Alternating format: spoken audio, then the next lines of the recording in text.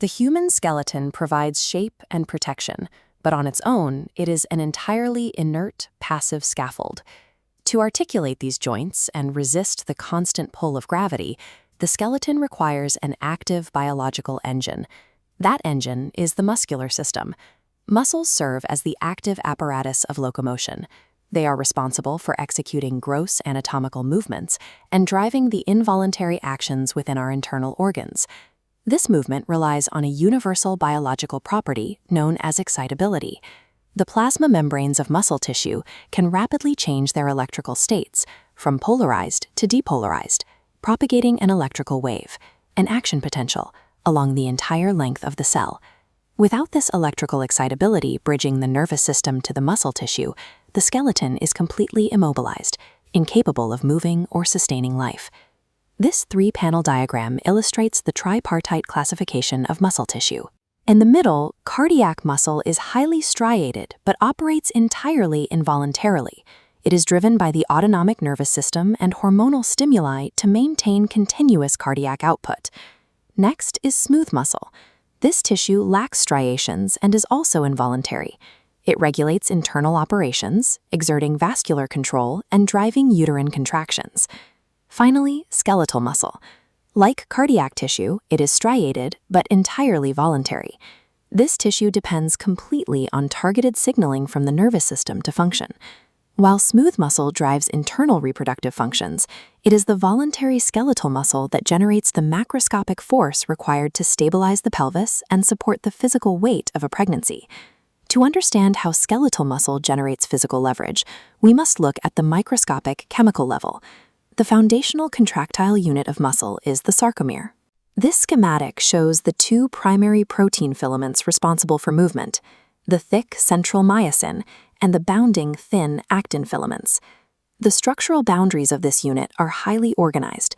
The Z-line demarcates the auger edges of the sarcomere, while the N-line anchors the filaments directly in the center.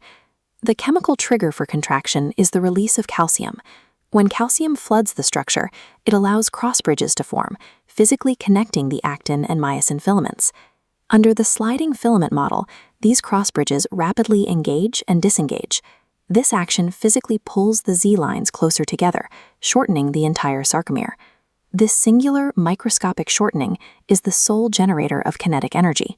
Multiplied across millions of cells contracting in unison, it creates all voluntary human kinetic force.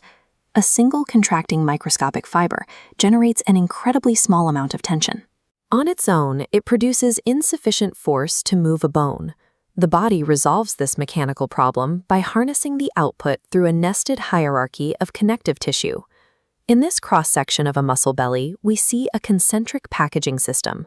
The first layer is the endomysium, which wraps and electrically insulates each individual contracting muscle fiber. The second layer is the perimysium. This tissue gathers these individual fibers and bundles them into functional units called fascicles. The specific geometric arrangement of these fascicles, whether aligned in parallel or in a tapered, fusiform shape, directly dictates the muscle's total force output and its range of motion. The final outer layer is the epimysium, the tough sheath that encases the entire bundled muscle belly. At the tapering ends, these layers converge to form tendons, strong bands of dense connective tissue.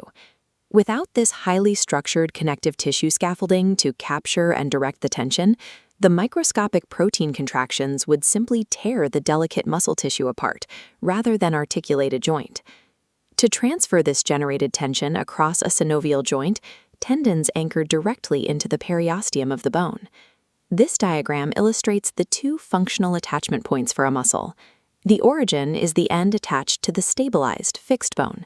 The insertion is attached to the movable bone being pulled. This dictates a cardinal rule of musculobiomechanics. Skeletal muscles can only pull. They completely lack the physiological capacity to push. To execute a specific directional pull, the principal muscle actively contracting is defined as the agonist or prime mover. But the prime mover rarely works alone.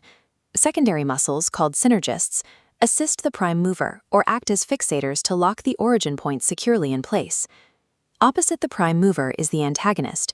This muscle group must actively yield or eccentrically contract to safely control the rapid, violent movement of the agonist. Human movement is never an isolated event.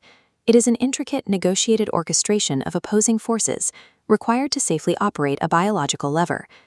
Skeletal muscle tissue operates as a critical regulatory engine for internal homeostasis, performing vital physiological work unrelated to bone movement. When muscle fibers contract, they exhibit thermogenesis. They generate massive amounts of heat as a metabolic byproduct, maintaining the body's core temperature. The constant contractions of skeletal muscles act as vital mechanical pumps. They force venous blood and lymphatic fluid back toward the heart, actively fighting gravity. Furthermore, specific skeletal muscles, like the diaphragm, regulate vital internal volumes, such as the pleural cavities for respiration, without moving the skeletal frame at all.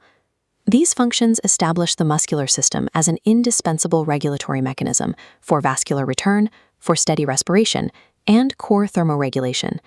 We see the clinical demands of this muscle architecture clearly in obstetrics and gynecology. During pregnancy, the skeletal muscles of the abdominal wall and pelvic girdle act as load-bearing synergists. They must support the dramatic structural shifts of an enlarging uterus. Delivery requires two distinct muscular systems to work in tandem. The smooth muscle of the uterus handles the involuntary contractions of labor. Simultaneously, the striated skeletal muscles of the pelvic floor provide the vital, voluntary control required to deliver the fetus. Every stage of this process traces the same physiological pathway. Nervous depolarization triggers microscopic sarcomeres. Connective tissues capture the tension, and macroscopic muscles bear the load. A rigorous understanding of microsbridges provides the exact foundational logic required to clinically manage macroscopic human movement, structural support, and fetal delivery.